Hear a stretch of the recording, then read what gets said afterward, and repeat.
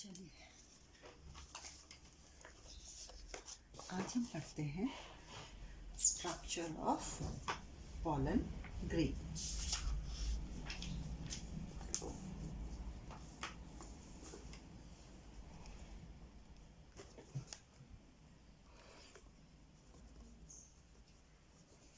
Structure of pollen grain. As we know, pollen grain is male gametophyte. Male gametophyte.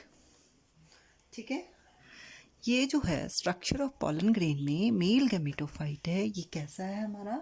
Spherical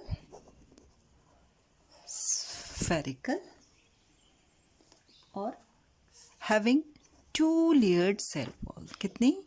2 layered cell wall.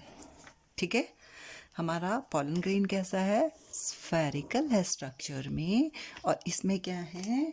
2 layer हैं cell wall की।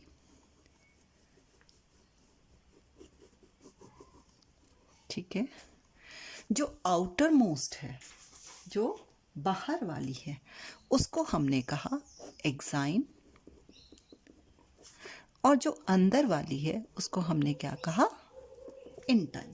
ठीक है, ये exine और ये वाली इंटाइन। ठीक, जो एक्साइन है उसके कैरेक्टरिस्टिक फीचर्स क्या क्या है? ठीक है, एक्साइन जो है वो हार्ड है। किस वजह से है हार्ड है? क्योंकि ये किसकी बनी है? स्पोरोपोलेनिन। स्पोरोपोलेनिन किसकी बनी है? एक हार्डेस्ट सब्सटेंस क्या है? स्पोरोपोलेनिन, जो कि क्या है? सबसे ज्यादा resistant, most resistant material, organic material. क्या है ये? मोस्ट रेजिस्टेंट ऑर्गेनिक मटेरियल है। ठीक है, कितना रेजिस्टेंट है ये?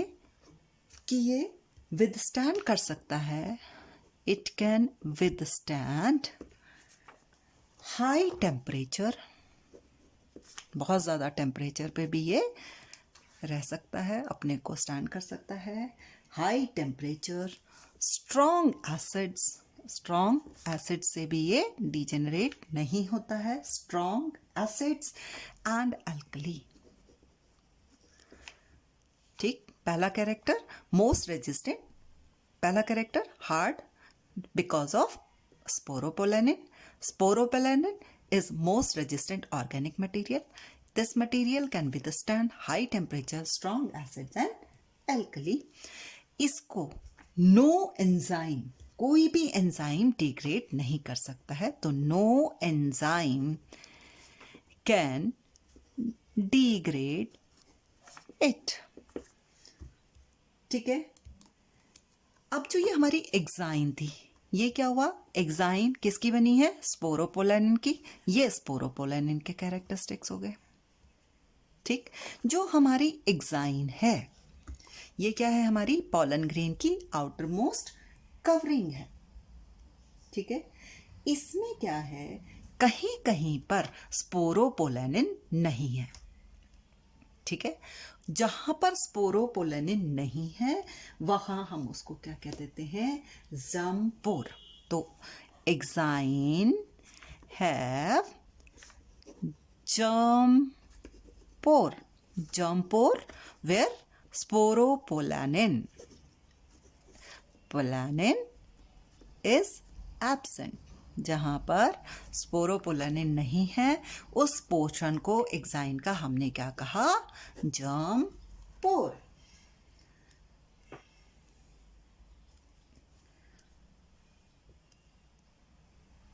अब ये जो हमारा पॉलन ग्रेन है इसको हम स्टोर करके रख सकते हैं।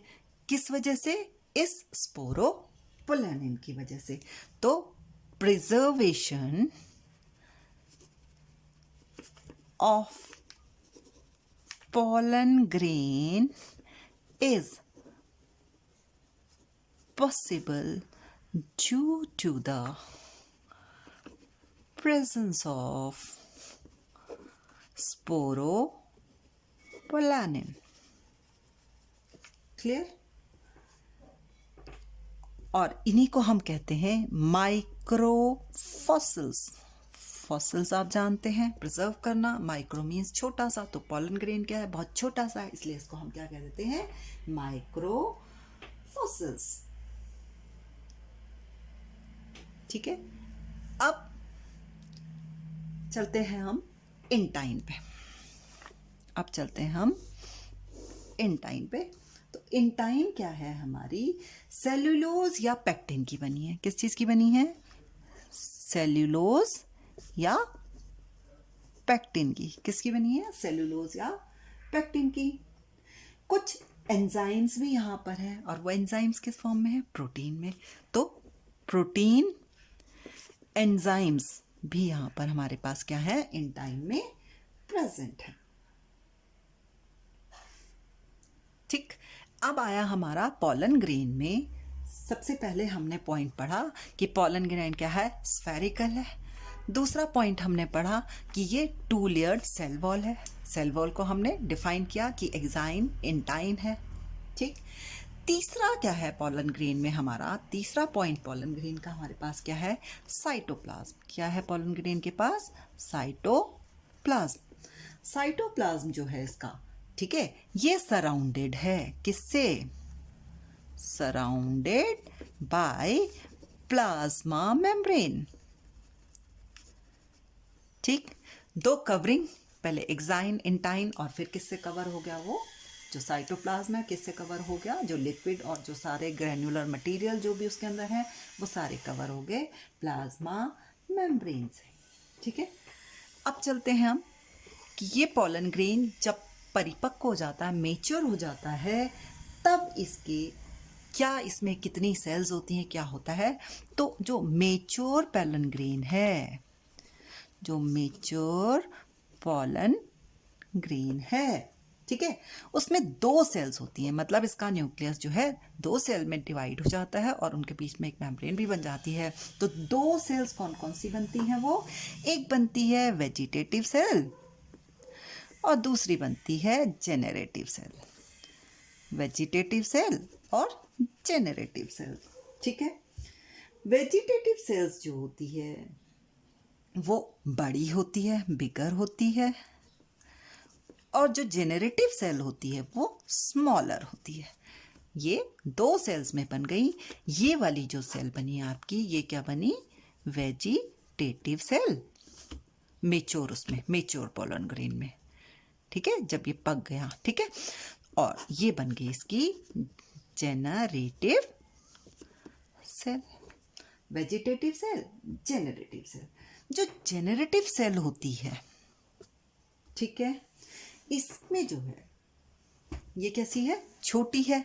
तो ये जो है वेजिटेटिव सेल में फ्लोट करती रहती है, घूमती रहती है, क्योंकि ये छोटी है. ठीक है. तो ये फ्लोट करती है किसके? पॉलन ग्रेन के, पॉलन ग्रेन के साइटोप्लाज्म में. किसमें? पॉलन ग्रेन के साइटोप्लाज्म में ये क्या करती रहती है? फ्लोट करती रहती है. इसकी जो शेप होती है किसकी? जेनरेटिव सेल की. ये कैसी होती है? Spindle shape. कैसी शेप है इसकी? स्पिंडल शेप है. और इसका जो साइटोप्लाज्म है, अपना जो इसका साइटोप्लाज्म है, वो कैसा है? डेंस है. ठीक है. कैसा साइटोप्लाज्म है? Dense cytoplasm. ठीक है, यहां तक आ गया. फिर जो है हमारी जो पॉलन ग्रेन का जब क्या होता है, ये डहीसेंस होता है, या इधर से उधर जब हम इसको ट्रांसफर करते हैं, या जब ये शेड होता है, तो जो एंजियोस्पर्म्स होते हैं, एंजियोस्पर्म्स जो होते हैं, 60% एंजियोस्पर्म्स जो होते हैं, उनमें जो पॉलन ग्रेन है, इस 2 सेल्ड स्टेज में क्या होता है? शेड होता है. 2 सेल्ड स्टेज में पॉलन ग्रेन को ये रिलीज कर देता है या शेड कर देता है. ठीक है. 40% में जो है 60% एंजियोस्पर्म में 2 सेल में जाएगा, बाकी बच्चे 40% एंजियोस्पर्म, 40% एंजियोस्पर्म्स में ये जो है 3 सेल्ड स्टेज में शेड होता है। अब 3 सेल्ड क्या होगा?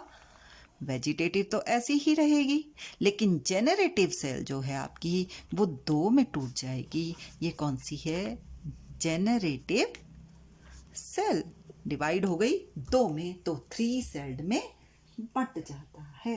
ठीक है, यानी कि क्या होगा? एक क्या होगी इसमें? वेजिटेटिव सेल, और 2 क्या होंगी इसमें? Generative cell.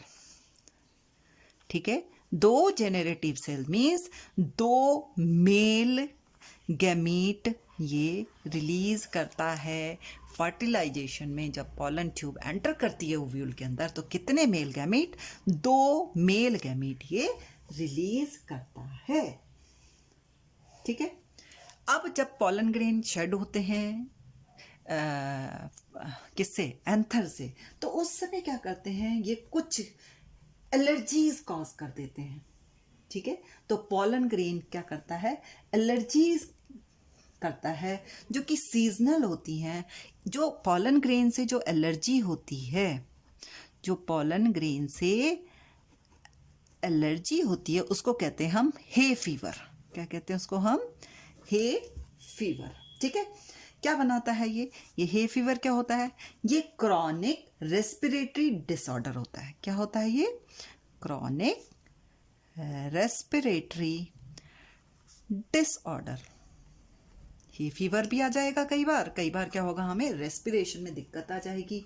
रेस्पिरेटरी डिसऑर्डर में हमारे पास क्या हो जाते हैं? कौन कौन से डिसऑर्डर्स हो सकते हैं? अस्थमा हो सकता है, अस्थमा हो सकता है, या ब्रोंकाइटिस हो सकता है। ठीक है, इसी में एक हमारी आती है आजकल बहुत ज्यादा जो चलती है, वो होती है कैरेट ग्रास। कौन सी होती है? कैरेट ग्रास, जिसको हम कहते हैं पार्थेनियम, जिसका हम साइंटिफिक नेम भी कह देते हैं। क्या है? पार्थेनियम। ठीक है, ये कैसा है? ये है कॉस्मोपॉलिटन। कॉस्मोपॉलिटन मतलब हर जगह मिलने वाला। कॉस्मोपॉलिटन मीन्स हर जगह, और इससे क्या होती है? हमें एलर्जी हो जाती है। ठीक है, इसके पॉलन से हमें पॉलन एलर्जी हो जाती है।